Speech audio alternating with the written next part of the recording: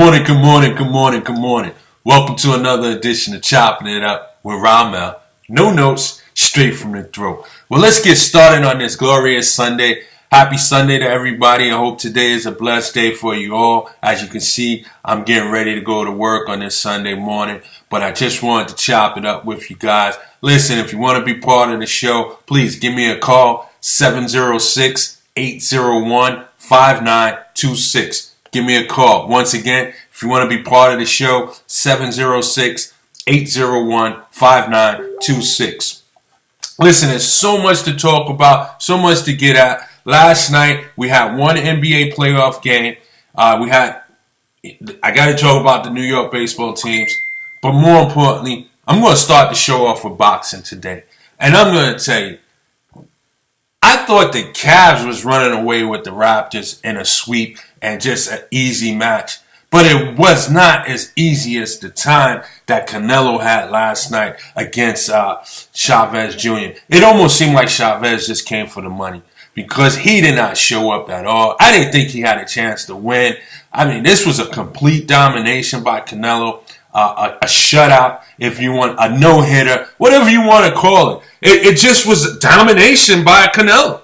I mean, it was not one round that you can even say, Chavez looked good. It just was one of those days where Canelo just was the better boxer, the better fighter. He wanted it more, and it showed in the scorecard. As every judge that was watching the fight had it 120 to 108.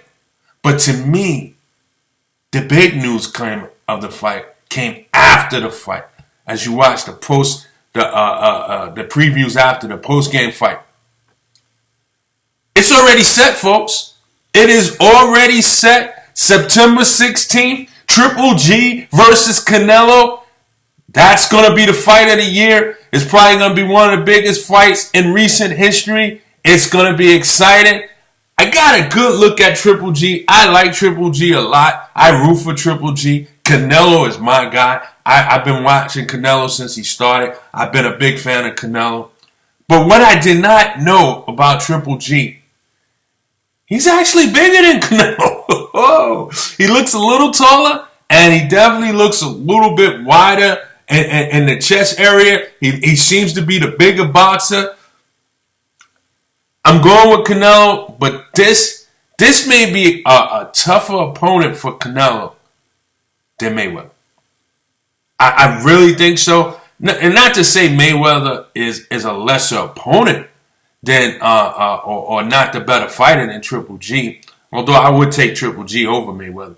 But I think with Mayweather shows a lot of respect. He's not relentless in his pursuit on offense. He's just a technician. He hits you, give you a few, step back, defends. He hits you, give you a few, step back, defends. Triple G is relentless. He's coming at you. He's trying to make it a brawl. He's throwing several punches. He's trying to crowd your space. He's cutting the ring. He's doing a lot of things. Mayweather is clearly a boxer. He is a boxer, 100% skillful boxer. And that's no knock on him. He's a boxer. Triple G is a fighter. And a lot of times, to me, a fighter is someone that mixes boxing and brawling together. And sometimes that particular opponent could be tougher than the boxer. Nevertheless, Canelo, who is game and who is skilled, he's got power, he's got speed. He's going to have his hands full against Triple G.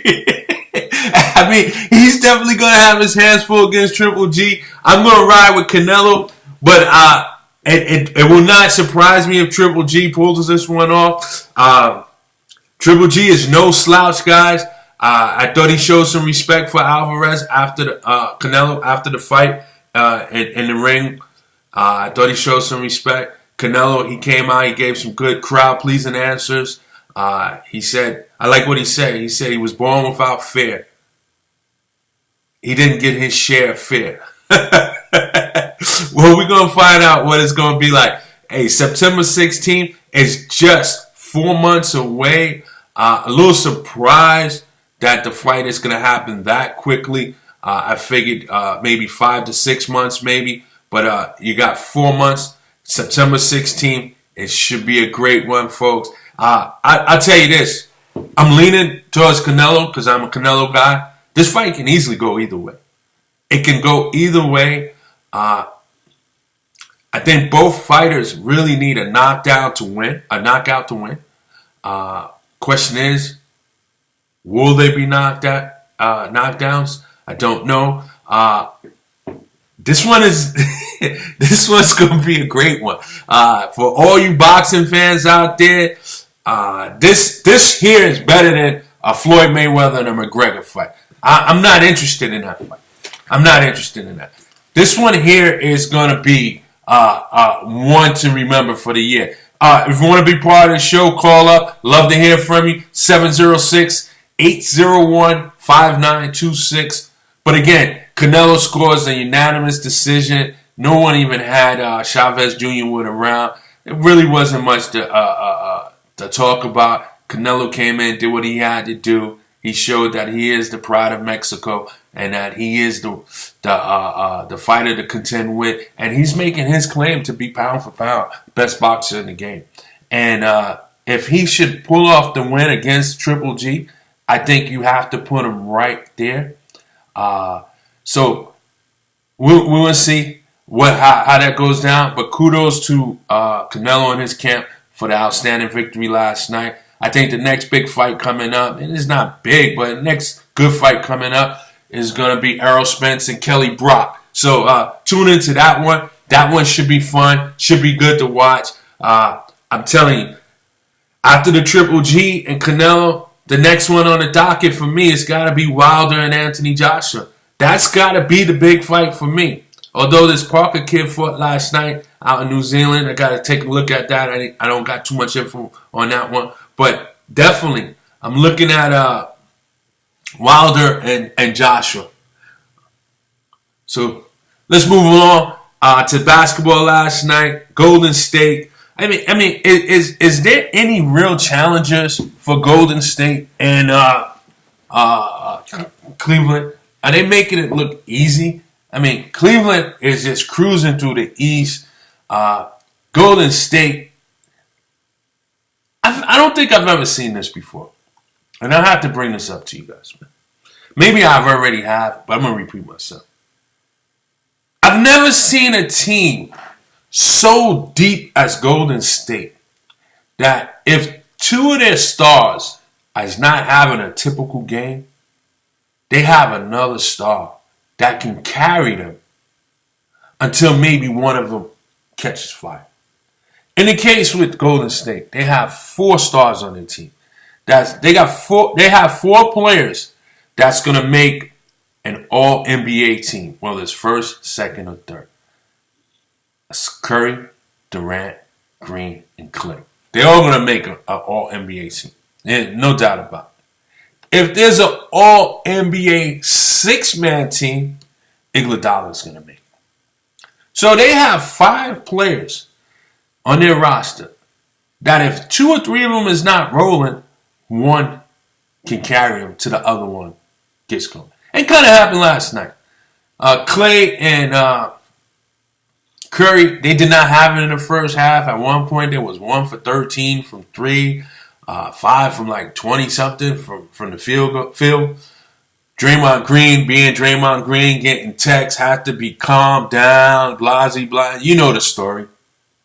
But Kevin Durant, quietly, 25 points in the first half or something like that, just carrying the team. And then come fourth quarter, Steph Curry gets hot. And it's just too much for Utah at that point. I mean, great game for Utah. Hayward had 29 and 6 assists. Gobert had 21 points and like 14, 15 rebounds. I mean, great game from them. It's just that they don't have enough firepower to deal with this high-powered Golden State team. And to show you how deep it is, how many teams can have a coach go out and another coach can come in and go like 38-3 and then get a job somewhere else? How many teams have a coach that gets hurt and can't play or can't coach? And Steve, I hope you get well and continue the process of getting well. Nothing but the best.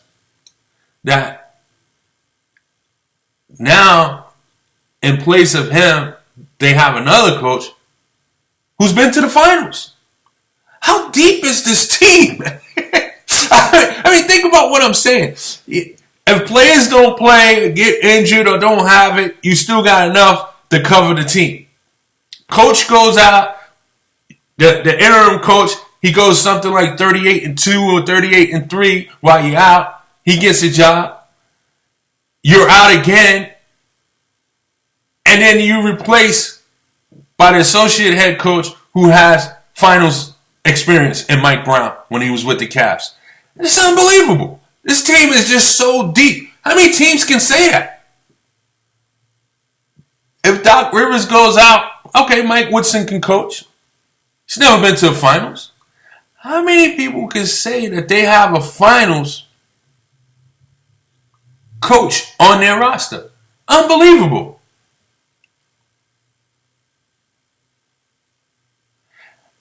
Shout out to Ramel, nephew Rob. He's texting. What do I think about Green and his tactics? We've seen Draymond Greens before, whether it was Metta World Peace or Rasheed Wallace. These guys play with so much passion. They just want to win. They got will. They got desire. Sure, can they push the envelope a little bit? Yeah, but you know what? At least you know where they stand. They just want to win. And if they feel they're right, they're right. They're just going to go at it. Would you like to see Draymond Green calm it down? I like to see him calm it down for one reason. Because I believe the suspension last year is the reason why they lost to Cleveland. And he has an X on his chest. And he needs to calm it down because he's needed. He's their emotional leader. Is he their best player? No. But do they need him? Absolutely. Absolutely, they need him. And they need to be able to calm him down. I think if there's one guy on the squad that can calm him down, it might be Matt Barnes. Matt Barnes might be the only one that might be able to calm him down. You know, I look at Curry. You want him on your team, but he's a good guy. Good boy. Kevin Durant, he's not a tough guy. He knows how to use his words. He may know how to pick his opponents, but he's not really a tough guy. Klay Thompson, he don't get in the middle of anything. Iguodala, he's probably fed up with it. Pachula, hey, maybe if he goes over there, he might be able to say something. That's a tough little guy there. You know, he ain't the biggest tough guy, but, you know, he's a little tough. Iguodala, he look like he's fed up with it. Sean Livingston, he's not going to do anything.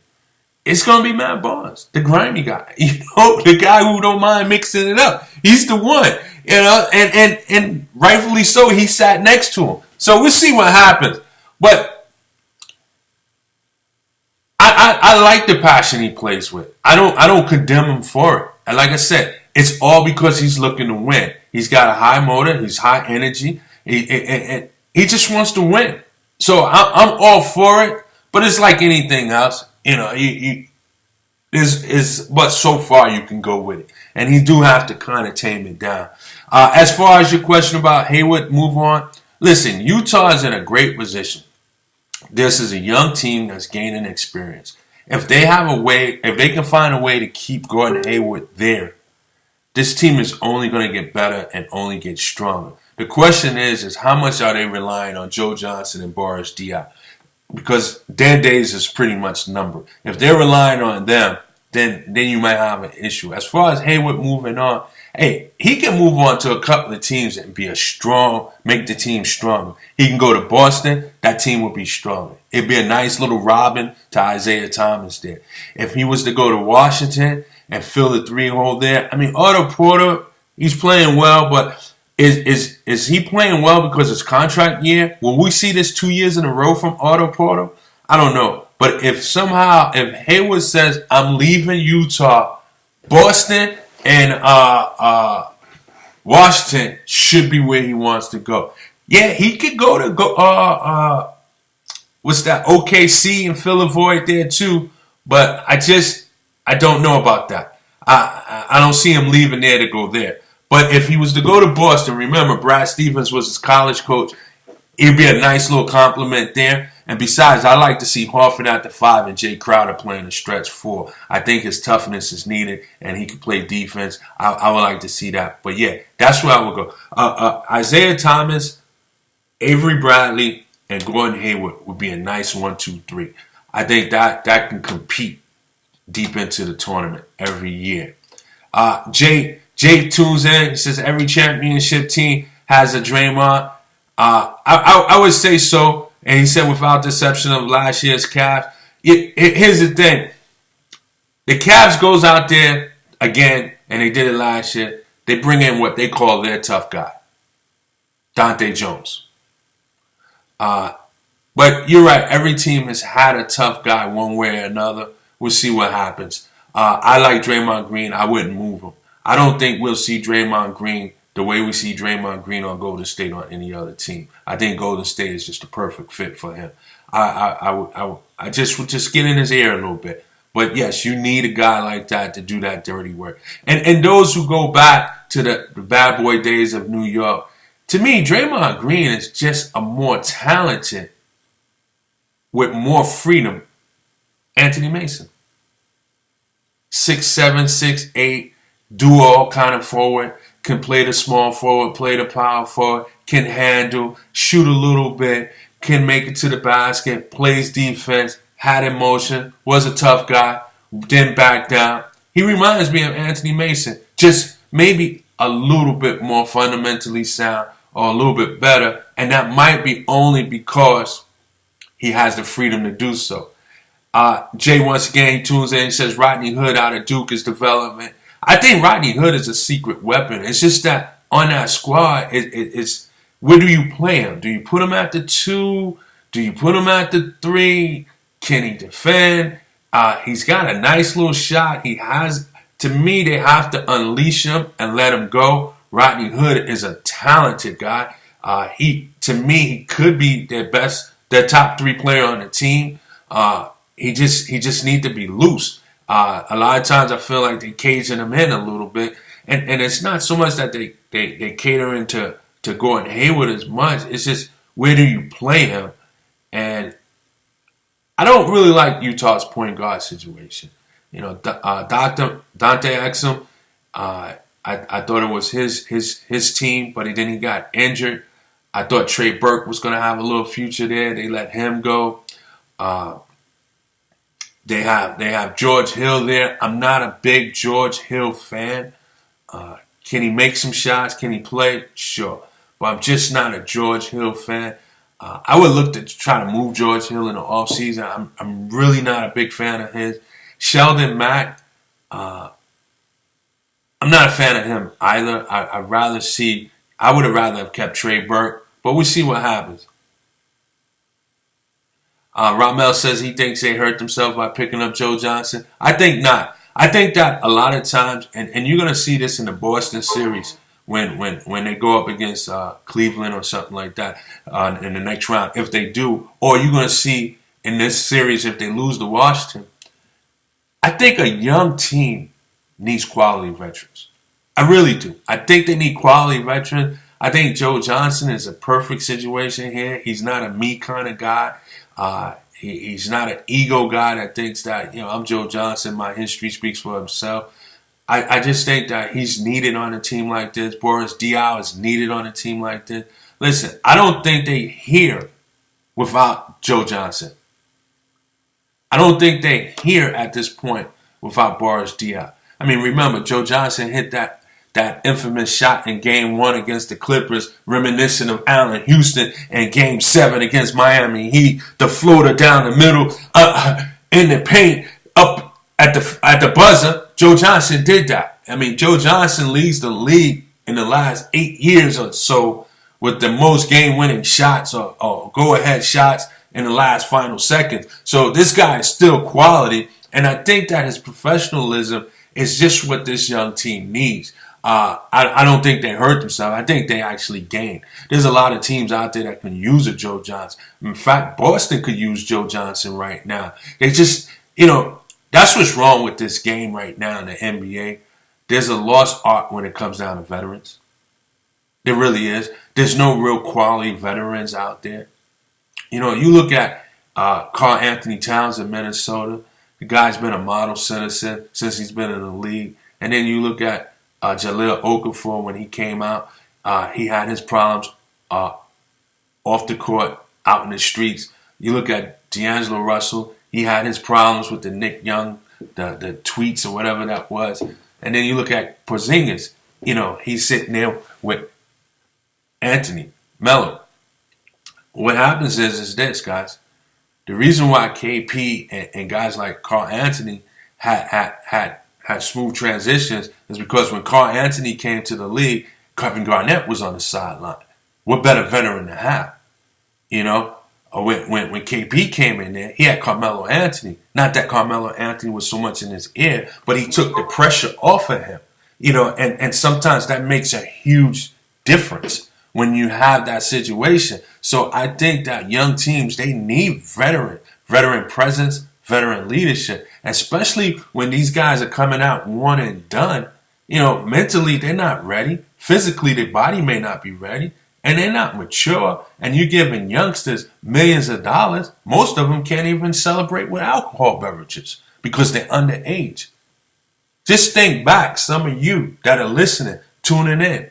And once again, if you want to be part of the show, call up 706-801-5926. Just remember when you were 19 years old, you were 20 years old.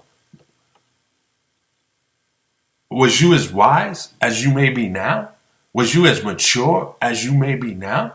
Was you as stable as you may be now? Yeah, you need that veteran presence. So I think it was a good pickup for Utah to get Joe Johnson.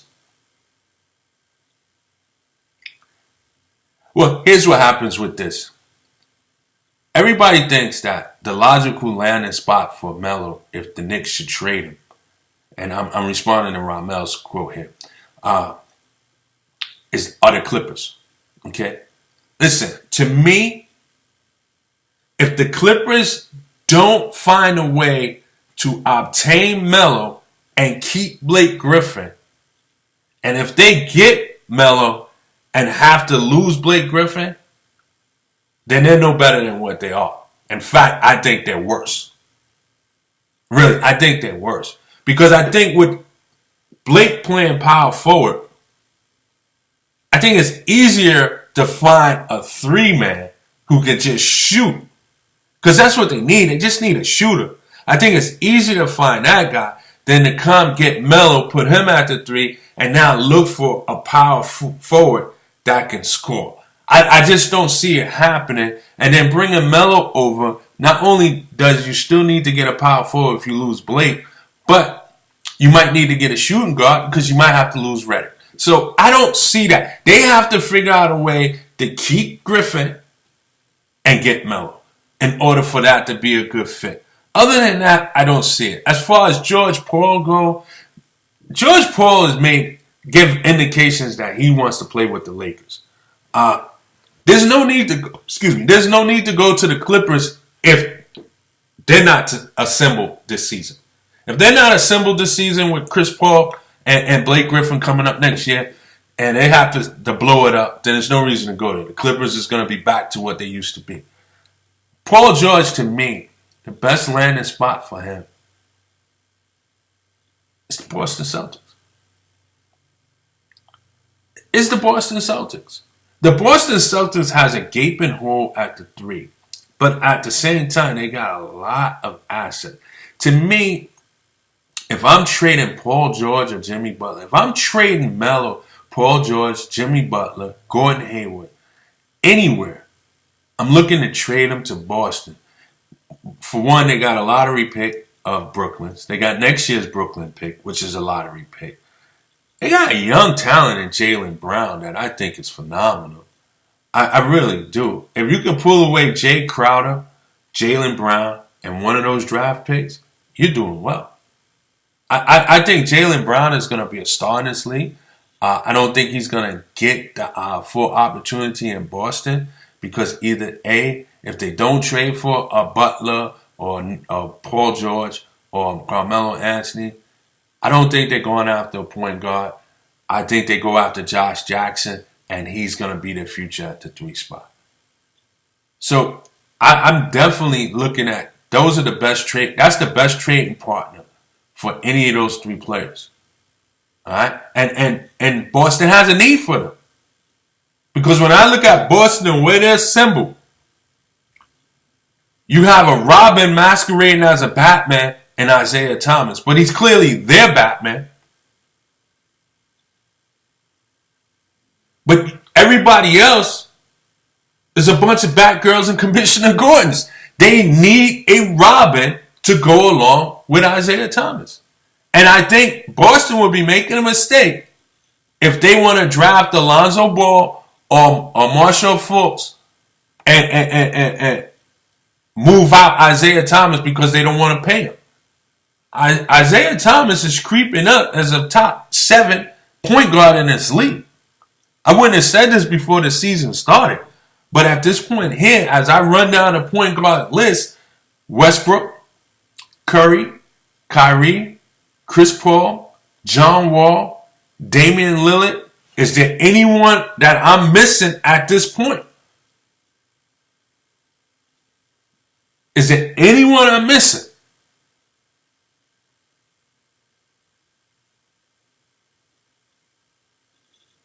So I have them top 7 right now. Now, if I'm missing somebody, please, somebody tune in.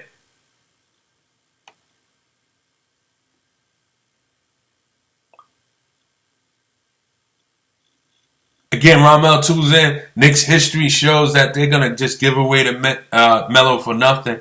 And you may be right on that. I hope that's not the case. I actually wouldn't rush to trade Melo. I would test the waters and see what Chris Paul is thinking. Chris Paul could be just what New York needs. Let's see what happens. I'm not opposed to trading Melo, but I just don't want to rush to judgment and trade Melo.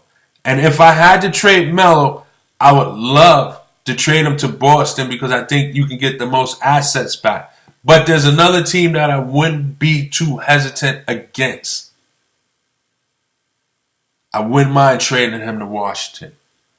And I think that maybe you can pull away a Markieff Morris and maybe I don't know, Marquise Morris. If you're lucky, you can get Kelly Oubre. But I wouldn't just give him away. I agree with that. You know, I haven't touched too much on LeVar Ball. And one of the reasons why I haven't touched on it, you know, I'm a basketball lover, man. I love the game of basketball. It would have made my life if my son would have made it to the NBA or even played college ball. With that said, if my son had to play college ball and destined to the NBA, I don't know how I would react. This is clearly a guy that has a few dollars put away, and he's ecstatic. He sees a bright future for his children. He thinks that they have an opportunity to do well, be successful. He's a proud dad, and he's capitalizing on the moment. And listen, I want to remind you, the Hilton sisters, the Kardashian family, especially Kim, no knock on them, but they made their name and made their success just off of publicity, and some of it wasn't good publicity. It wasn't even about skills or talent. It was just about being in the media, whether it was good publicity or bad publicity. And the truth be told, there's no such thing as bad publicity. And what he's doing right now is just building his brand. And guess what he's doing? He's getting free advertisement. Have we seen a commercial for this? No. He puts it on Twitter. He puts it on YouTube. All the major sports networks is talking about it. We're talking about it. And he's getting free advertisement. In the meantime, yeah, I think the prices is ridiculous. But in the meantime, guess what? It's selling. If I could get in, I'll get some stock right now. But I don't think it's public yet. But it's selling. It's building. And it's out there. And he's not spending a dime to promote it. Because everybody else is.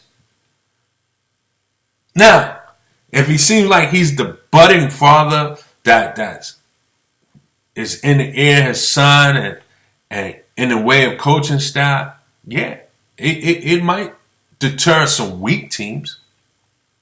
And it will hurt his son's stock if a team like Sacramento draft him. But if Boston gets a hold of him, New York gets a hold of him, LA gets a hold of him, or Philly gets a hold of him, or Chicago gets a hold of him, yeah, this guy's going to blow up. He's going to blow up. Because you're talking about some of the most spending communities in the urban markets. And those sneakers is going to sell. Plain and simple. They're going to sell. The sliders is going to sell. The t-shirts, the hats, all that's going to sell. And all his son got to do is just be a Rookie of the Year candidate. Just be a Rookie of the Year candidate. But if he goes to a team like Sacramento that don't have that fanfare, and no matter how hard he played, they're not going to get out of the way. They go to a team like Minnesota, it's not going to help him.